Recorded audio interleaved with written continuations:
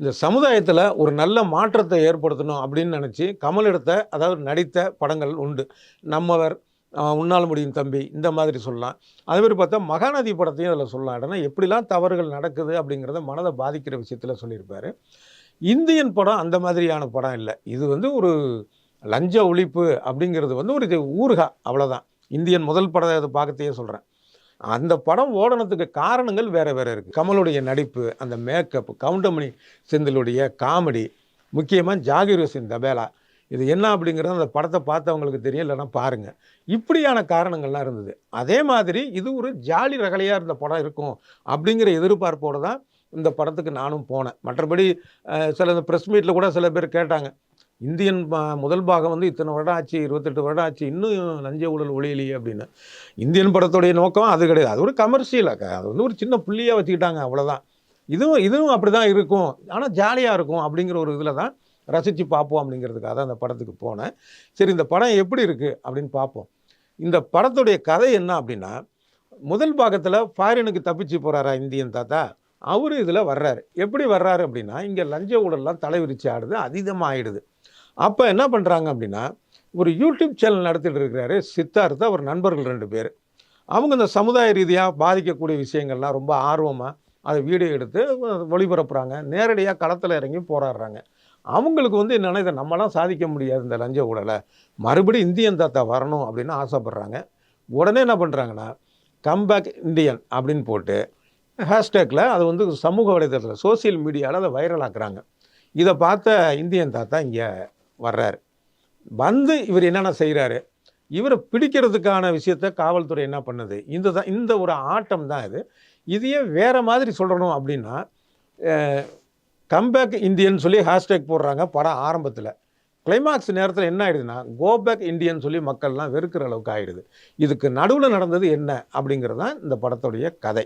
சில காட்சிகள்லாம் ரொம்ப நெகிழ வைக்கிற மாதிரி எடுத்திருக்கிறாரு சங்கர். அதாவது ரொம்ப ஏழை குடும்பத்தை சேர்ந்த ஒரு பெண், அவங்க ரொம்ப சிரமப்பட்டு படிச்சிருக்கிறாங்க. அதுக்கான வேலைக்காக முயற்சி பண்ணுறாங்க, லஞ்சம் கேட்குறாங்க. அங்கே இவரால் கொடுக்க முடியாத சூழலுக்கு இவங்க மேலேயே வந்து ஒரு பொய் புகார், அது ஒரு வாக்குவாதத்தில் இவங்க மேலே கோபப்பட்டு அந்த அதிகாரி பொய் புகார் கொடுத்து அந்த பெண்ணை டார்ச்சர் பண்ணுறாங்க.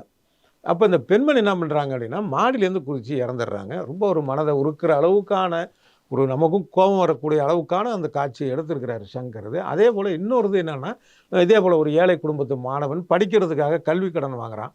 அதை நீ வந்து உடனடியாக திருப்பி தரணும், ஒரே மாதத்தில் தரணும்னு சொல்லிட்டு அந்த வங்கி அந்த பேங்க்கு வந்து நியமித்த ஏஜென்சி ஆட்கள் இருக்காங்களா, அவங்க கொடுக்குற டார்ச்சர் இந்த பையன் தற்கொலை பண்ணிக்கிறான். ஸோ இந்த மாதிரியான காட்சிகள் வந்து எப்பயுமே சங்கர் படத்தில் இந்த மாதிரி ஒரு உணர்ச்சிகரமான காட்சிகள், நமக்கு நெகிழ வைக்கும் காட்சிகள் இருக்கும். அந்த மாதிரியானது தான் இந்த 2 காட்சிகளை சொல்லலாம். முக்கியமாக என்னென்னா, இந்த லஞ்ச ஒழிப்பு அப்படிங்கிறத, ஊழல் ஒழிப்பு அப்படிங்கிறத உங்கள் வீட்டிலேருந்து நீங்கள் ஆரம்பிங்க. இப்போ இந்தியன் 1லையும் லீட் கொடுத்துருப்பாங்க, அந்த மாதிரியான ஒரு வசனம் வரும். இதில் இந்த படத்தில் மெயினான சப்ஜெக்டாக அதை எடுத்துருக்குறாங்க. ஒவ்வொருத்தர் வீட்லேயும் வந்து யார் அப்பாவா அம்மாவா வேலைக்கு போகிறவங்க, அரசு அதிகாரியாக இருக்கிறவங்க, அவங்க லஞ்சம் வாங்குறாங்களா இல்லையா அதை பாருங்கள், அதை கண்டிங்க அப்படிங்கிறத. வீட்டை வந்து சுத்தப்படுத்தணும், அதுக்கப்புறம் தான் வந்து தெருவை சுத்தப்படுத்த வரணும் அப்படிங்கிறத ஒரு கான்செப்டை வந்து சொல்லியிருக்கிறாரு சங்கர். இதில் எல்லோரும் எதிர்பார்த்தது அந்த வர்மம் அப்படின்னு. வர்மம் இதில் வந்து வித்தியாச வர்மமாலாம் இருக்குது. அதாவது ஒரு வித்தியாசமாக அந்த விரலை வச்சுட்டு ஒருத்தனை குத்துனா அவன் வந்து பாட்டு பாடிக்கிட்டே இருப்பானா, பாடி செத்துருவானா. அப்புறம் இன்னொரு வர்மத்தில் வந்து அடிக்கிறாரு. அந்த ஆள் என்ன பண்ணால் ஓடிக்கிட்டே இருக்கான், ஓடி அவன் செத்துடுறான். அப்புறம் இன்னொரு ஆள் என்னென்னா, வர்மத்தில் இவர் தாக்கணுன்னே அந்த எச்சில் ஒழுகிட்டே இருக்குது, அந்த நீர் சத்துலாம் போய் இறந்துடுறான் அப்படிங்கிற ஒரு மாதிரிலாம் எடுத்துருக்குறாங்க. இது நம்புறது இல்லைங்கிறது வேறு விஷயம். ஆனால் சுவாரஸ்யம் அப்படிங்கிறதுல பார்த்திங்கன்னா நல்லா தான் இருக்குது. அனிருத் இசை பற்றி ஏற்கனவே விமர்சனம்லாம் வந்திருந்தது. அந்த படத்துலேயும் அந்த மாதிரி தான் தோணுது. ஆனால் இந்த இந்தியன் தாத்தா வர்றாரு பாட்டு வந்து ஹிட், அது ஏற்கனவே அது திரையில் பார்க்குறப்ப இன்னும் நல்லா இருக்குது. ஆனால் மற்றபடி பார்த்திங்கன்னா அனிருத் அந்த அளவுக்கு வந்து ஒரு ஈர்க்கலை அப்படிங்கிறது தான். இப்போ அந்த ஏஆர் ரஹ்மானுடைய அந்த முதல் பாகத்தில் இருந்த இசை பாடல்கள் இன்னும் ரசிக்கிற மாதிரி இருக்குது. இதில் அந்த மாதிரி இல்லைங்கிறது வந்து ஒரு மைனஸ் தான். பின்னணி இசையும் வந்து ஒரு பெருசாக நம்ம சொல்ல முடியல. அதே நேரத்தில் இந்தியன் 1லிருந்து எடுத்து சில மியூசிக்கை பயன்படுத்தின அந்த யுக்தி வந்து பாராட்ட வேண்டிய விஷயம். அது வந்து நல்ல ஒரு ஐடியா, நல்லா இருக்குது. அந்த ரவிவர்மனுடைய கேமரா மிக மிக மிக ரசிக்க வைக்குது. அந்த ஒரு பிரம்மாண்டமான தங்க மாளிகை, அதை அந்த அவருடைய ஒளிப்பதிவில் பார்க்கும்போது நேரடியாக அந்த பங்களாவை பார்த்த மாதிரி அவ்வளோ ஒரு அற்புதமாக. அதே மாதிரி வந்து கேலண்டர் சாங் இருக்குது பாருங்கள், அது பொலிவியா நாட்டில் எடுத்திருக்கிறாங்க. கடலும் வானமும் சந்திக்கிற மாதிரியான ஒரு தோட்டத்தில் இருக்கக்கூடிய ஒரு இடம். அங்கே வந்து ஆடல் பாடல் அந்த மாதிரி ரொம்ப அது ரொம்ப ரசித்து எடுத்திருக்கிறாருன்னு சொல்லணும். அந்த ஒளிப்பதிவு வந்து ரொம்ப அருமையாக இருந்துச்சு அந்த பாடலில். ஒட்டுமொத்த படம் முழுக்கவே அது மாதிரியான அவருடைய ஒரு ஆளுமை தெரியுது. அதே போல் கலை இயக்கம் பிரம்மாண்டம். இந்த சொன்னேன்ல தங்க மாளிகை அவ்வளோ அழகாக வடிவமைச்சிருக்கிறாங்க. ஒவ்வொன்றுமே ஒவ்வொரு காட்சியிலையும் அந்த பிரம்மாண்டம் அதில் கலை இயக்குனருக்கு ரொம்ப முக்கியமான ஒரு பங்கு இருக்குது. ஏற்கனவே சொன்னது மாதிரி லஞ்சத்தை வந்து ஒவ்வொருத்தரும் அவங்கவுங்க வீட்டில் இருந்து அதை ஒழிக்கணும் அப்படிங்கிறது. அடுத்தது வந்து ஆரம்பத்தில் கம்பேக் இண்டியன் சொல்லிட்டு அப்புறம் கோபேக் இண்டியன் ஏன் மாறுதுங்கிறத சொன்னது. இதெல்லாம் நல்ல யுக்தி. சங்கர் வந்து ரொம்ப வித்தியாசமாக யோசிச்சிருக்கிறாரு. இருந்தாலும் சங்கர்தனம்னு ஒன்று இருக்குது. அது என்னன்னா அன்னியன் படம் உதாரணத்துக்காக சொல்கிறோம்னா ரோட்டில் எச்சி துப்புனவனை கொள்வது, பார்க்கில் தூங்குறவனை கொள்வது, இதுதான் வந்து அவருடைய அது என்னன்னு தெரியல. அவருடைய எண்ணத்துடைய எல்லை அதுவா இல்லை ரசிகர்களுக்கு இது போதும்னு நினைக்கிறாருன்னு தெரியல. இதுலேயும் பார்த்தீங்க அப்படின்னா ரோட்டில் குப்பலாரி போவோம், அது குப்பை சிந்தும். அதை ஒருத்தர் வந்து கேட்பார், ஏன்ப்பா சம்பளம் வாங்குறியா அப்படி போகிற அப்படின்ட்டுன்னு அவன் முறைச்சிட்டு போவான். ஆனால் என்னன்னா இந்த குப்பை கொட்டுறதுக்கான அதை ரோட்டில் கொட்டிக்கிட்டே குப்பலாரி போகிறதுக்கான காரணம் அந்த ஊழியர் தான் அப்படிங்கிற மாதிரியான ஒரு மனநிலை இருக்குல்ல. அதுவே ரொம்ப தப்பான ஒரு விஷயம். அது இவர் தெரியுமா? அது அவங்களுக்கான அதை கான்ட்ராக்ட் எடுத்தது யார், எப்படிப்பட்டவர்கள், இவங்களுடைய வேலை நேரம் பண்ண அந்த பணியில் வேலை பார்க்குறவங்க, அது எவ்வளவு சிரமமான வேலை. அதே மாதிரி தினக்கூலி தான். ஒரு நாள் வரல அப்படின்னா அன்றைக்கி சம்பளம் கிடையாது. தீபாவளியாக இருந்தாலும் வந்தால் தான் சம்பளம். இதெல்லாம் வச்சு ஒரு படம் எடுக்கலாம். அது இவருடைய ஐசண்ட் வசந்த படம் தான் எடுக்கணும். அந்த மாதிரி இருக்கிற ஒரு சூழலை அதை புரிஞ்சிக்காம ஏதோ ஒரு போகிற போக்கில் அவர் வந்து பார்ப்பார்ல, ஒரு விடலைத்தனமான ஒரு சிறுவன் வந்து பார்வையில் எப்படி இருக்குங்கிற மாதிரி தான் சில காட்சிகள் இருக்குது. அதே மாதிரி இன்னொரு இது என்னன்னா, ஒரு மீன் விற்கிற அம்மா அது வந்து பலங்கிய மீன் வாயில் போட்டு எடையை ஏற்றி விற்றுருதான். அதை வந்து மிகப்பெரிய ஒரு குற்றம் மாதிரி அதை சொல்கிறது. இந்த மாதிரி விஷயங்கள்லேருந்து சங்கர் வெளியில் வரணும். இப்போ இந்த படத்துலேயே பார்த்தீங்கன்னா பேங்கை பல ஆயிரம் கோடி ஏமாத்துனவங்க இந்த மாதிரிலாம் காட்டுறாரு. அதெல்லாம் பாராட்ட வேண்டிய விஷயம். ஆனால் இன்னும் இந்த ஒரு வட்டத்துலேருந்து அவர் வரமாட்டேங்கிறார். அது அப்படியே இருக்குது. ஒவ்வொரு படத்துலையுமே அது வந்து வெளிப்படுத்திட்டே இருக்குது. இவர் அடுத்தடுத்த இதுலேருந்து இவர் வந்து இதில் மாறணும் அப்படிங்கிறது தான் நம்மளுடைய ஒரு விஷயம். அதே மாதிரி பார்த்தீங்கன்னா ஒரு காட்சியில் இலவச பொருள் கவர்மெண்ட் தர்றது தான் நீங்கள் வந்து லஞ்சம் வாங்குறதுக்கான காரணம். இந்த அரசு தரக்கூடிய பொருட்கள்லாம் இருக்குல்ல, அதை வந்து தவறு அப்படின்னு சொல்லக்கூடிய ஒரு மனநிலை இவருக்கு. அதை ஒரு காட்சி வச்சுருக்கிறார். எப்படின்னா சில மிக்சி, கிரைண்டரு, ஃபேனு இதெல்லாம் வருது. இதெல்லாம் அரசு வந்து உங்களுக்கு ஓசியில் தருது. இதனால தான் வந்து நாடு கெட்டு போகுது அப்படிங்கிற மாதிரியான ஒரு வசனம்.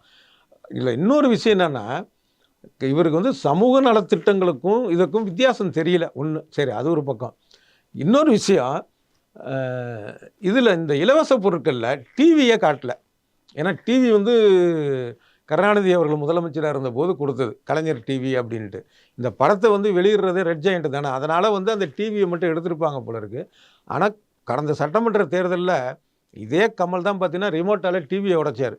இப்போ அந்த டிவி அதில் இல்லை. ஆனால் இன்னொரு இது சொல்லியிருக்கிறாங்க. என்ன அப்படின்னா, ஒரு அதிகாரியை பார்த்து கேட்பார் கமல்.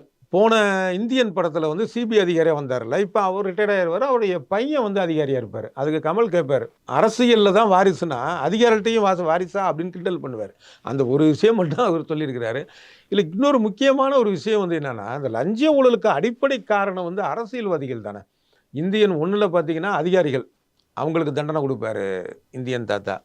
இதில் வந்து தொழிலதிபர்களை சேர்த்து தண்டனை கொடுத்துட்டு இருக்கிறாரு.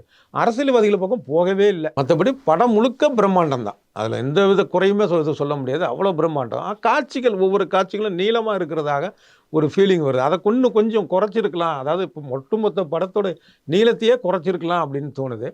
ஆனால் என்ன இருந்தாலும் இந்தியன் 1 வந்து இன்னும் மறக்க முடியல. அதுக்கு என்ன காரணம் அப்படின்னா, முதலாக வந்து இவ்வளோ ஒரு வயதான தோற்றத்தில் கமல் நடிக்கிறாரு அப்படிங்கிற ஒரு ஈர்ப்பு காரணமாக இருக்கலாம். அப்புறம் வழக்கம் போலே கமலுடைய சிறந்த நடிப்பு. அதுக்கு அடுத்தது வந்து என்னென்னா கவுண்டமணி செந்தில் இவங்களுடைய காமெடி. அடுத்தது மனிஷா கொய்ராலா, ஊர்மிளா இவங்களுடைய இந்த இளமை கலாட்டா இது இருக்கும். ஜாகிர் ஹுசேன் தபலா இதுதானா அப்படி இந்த பாட்டு வரியை மறக்க முடியுமா? இதனால் வந்து அதே மாதிரி முக்கியமாக வந்து என்னென்னா, அந்த இந்தியன் 1 இவர் ஒருத்தரை எப்படி வந்து கொல்ல போகிறாருங்கிறதுக்கான நிறுத்தி நிதானமான அந்த ஒரு காட்சிகள் இருக்கும், ஸ்க்ரீன் பிளே அது இருக்கும். இன்னொரு பக்கம் இவர் கண்டுபிடிக்கிறதுக்காக காவல்துறை எடுக்கக்கூடிய முயற்சிகள் வந்து கொஞ்சம் கொஞ்சமாக வந்துட்டு இருக்கும். அந்த ரெண்டுமே வந்து நல்லா ரசிக்கிற மாதிரி இருக்கும். இதில் வந்து அப்படி இல்லை, ரொம்ப செக்யூரிட்டியாக இருக்கக்கூடிய மிகப்பெரிய ஒரு தங்க பங்களா ஒரு பெரிய தொழில் வச்சுருக்கிறாரு. அதுக்குள்ளே சட்டுன்னு போயிடுறாரு இந்தியன் தாத்தா. கேட்டால் நான் ₹1 காயினை கதவுக்கு இடுக்கில் போட்டேன், கதவு சரியாக சாத்தலை, நீ அதை கவனிக்காமல் போயிட்டு வந்துட்டேங்கிறாரு. அதேமாரி இன்னொரு பக்கம் பார்த்தீங்கன்னா, பாபி சிம்ஹா நல்லா நடிச்சிருக்கிறாரு காவல்துறை அதிகாரி. ஆனால் கமலை பின்தொடர்ந்து போயிட்டே இருக்கிறாரு, அவ்வளோதான்ங்கிற மாதிரி தான் இருக்கார். அதனால் ஒரு பெரிய அளவு ஈர்ப்பு. அதான் சொன்னேன், ஸ்க்ரீன் பிளே இன்னும் கொஞ்சம் ரசிப்புத்தன்மையை நல்லா ரசிக்கிற மாதிரி பண்ணியிருக்கலாமோன்னு தோணுது. இருந்தாலும் ஒட்டுமொத்தமாக பார்க்குறப்ப படம் ரசிக்கிற மாதிரி தான் இருக்குது. முக்கியமாக என்ன, படம் முடிந்ததுக்கு அப்புறம் வரக்கூடிய, அதாவது அடுத்த பாகம் இருக்கு இல்லையா, இந்தியன் 3, அதுலேருந்து சில சீன்கள் வந்து வச்சுருக்கிறாங்க, பிரமிக்க வைக்குது. அதாவது சுதந்திர போராட்ட காலம், அதுக்கு முன்னாடிப்பட்ட காலம் அப்படிங்கிற மாதிரியெல்லாம் வருது அந்த காட்சிகள் பார்க்குறப்ப தோணுது. ரொம்ப சிறப்பாக இருக்குது, ஒவ்வொன்றுமே பிரமிக்க வைக்குது. இன்னும் சொல்லப்போனால் இந்த இந்தியன் 2 பார்க்கலாம், ஆனால் இந்தியன் 3 இருக்குல்ல, அதை ரொம்ப எதிர்பார்க்கலாம்.